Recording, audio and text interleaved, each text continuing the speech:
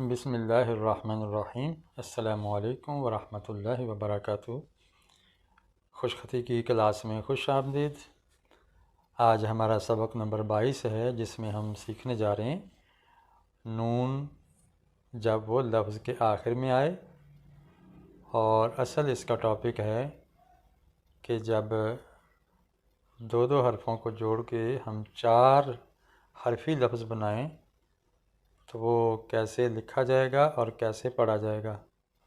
इंशाअल्लाह लिखाई और पढ़ाई एक साथ रहेगी और इंशाअल्लाह इसमें आपको लफ्ज़ों के माने भी बताए जाएंगे कि जो हम लफ्ज़ लिख रहे हैं उसका माना क्या है।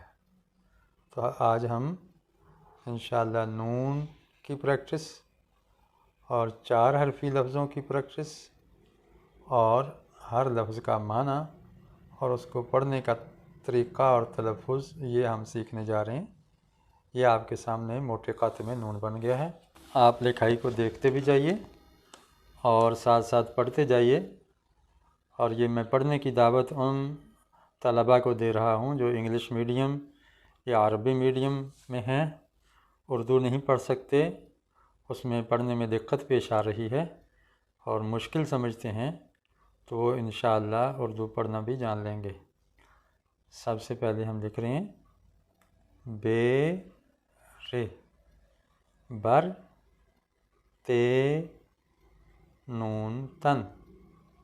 बर्तन, कोई भी बर्तन, पॉट जिसमें हम कोई खाना डाल के खाते हैं, पानी पीते हैं, तो बर्तन कहलाता है।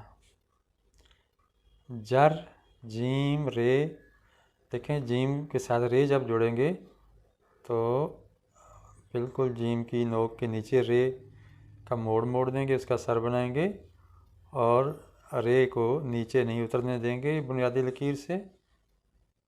जर मन, नून के साथ जब पीछे हर्फ जोड़ेंगे तो नून के सिरे के साथ जुड़ेगा, ऊपर ऊपर रहेगा, इसलिए हमने पहली लकीर से मीम शुरू की और उसके नीचे नून जोड़ दिया। जर मन।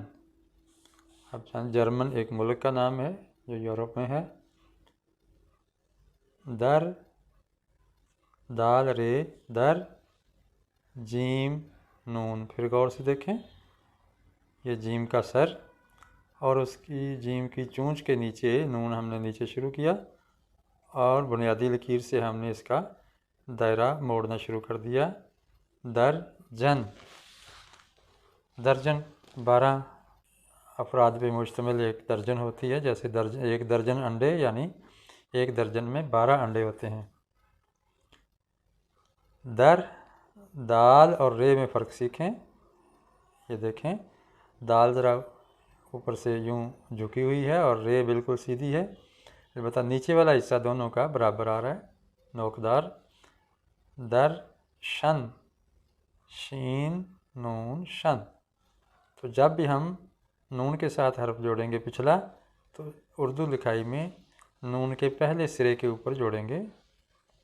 दर्शन, ये हिंदी ज़बान का लफ्ज़ है जिसका माना है दीदार, देखना, विज़िट करना। गर्फ, गाफ रे गर, गाफ। गाफ लिखते हुए बाज़ लोग कश नीचे से ऊपर यूं खींच रहे होते हैं, नहीं, ऊपर से नीचे को कश इसका खींचा जाता है, काफ और गाफ का ऊपर से नीचे को। तो इसको ज़रा बारीकी के साथ लाना है, बिल्कुल साथ। जब हम बारीकी लाना चाहें तो थोड़ा सा यूं छोड़ देते हैं कलम को। गाफ रे गर, दाल नून दन, गर्दन। गर्दन, सर, हमारा सर गर्दन पर है और गर्दन कंधों पे है। अब किन मिन, मैं दूसरे कलम से लिखता हूँ, नीली रोशनाई से ज़रा और वाज़ेह नज़र आएगा। देखिए, किन मिन हम लिखते हैं किन, काफ को नून से जोड़ा, देखें नून पूरी 3 लकीरों पे आएगी और बुनियादी लकीर जो दरमियान वाली है उसके आधा ऊपर और आधा नीचे नून का दायरा आएगा। ये कश देख रहे हैं, मैं ऊपर से नीचे को ला रहा हूँ, नीचे को, नीचे से ऊपर नहीं जाना, इसकी डायरेक्शन है ऊपर से नीचे को। किन, मिन, मीम, ये देखिए मीम नून मिन, किन मिन। हल्की हल्की बारिश हो, बूंदाबांदी हो तो कहते हैं किन मिन हो रही है। देखें बर, बेरे बर, बर्लिन, ये जर्मन का दारुल हुकूमत है बर्लिन।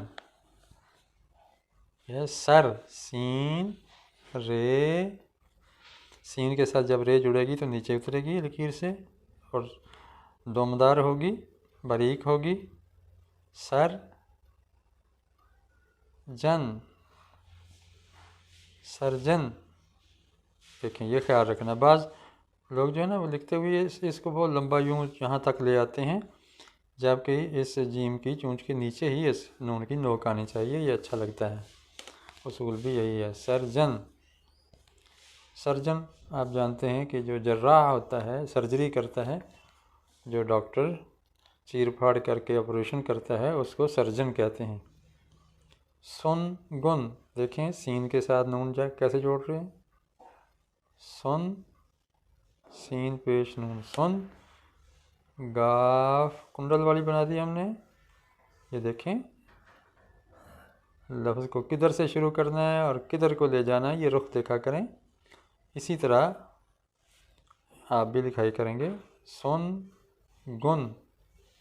सुन गुन लेना यानी बात का पता चलाना, सुनना कहीं से कि असल बात क्या है, किसी हकीकत को जानने के लिए सुन गुन ली जाती है, यानी बात को गौर से सुना जाता है। अब देखें पटसन, पे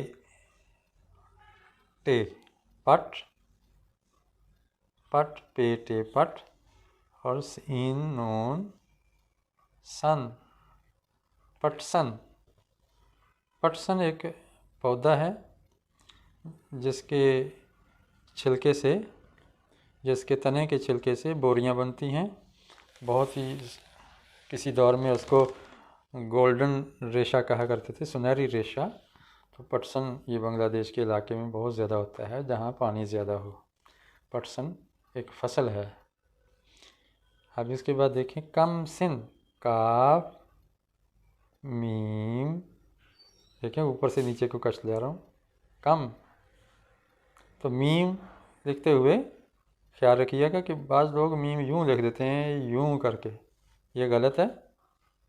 ये इधर खींचें और ये नुक्ता नीचे को आए, नुक्ता, फिर इसको और नीचे की तरफ लाना है। ये देखें मैंने वापस ऊपर नहीं गया बल्कि नीचे से नीचे आता जा रहा हूँ और इसका आगे सीना बढ़ा दिया। कम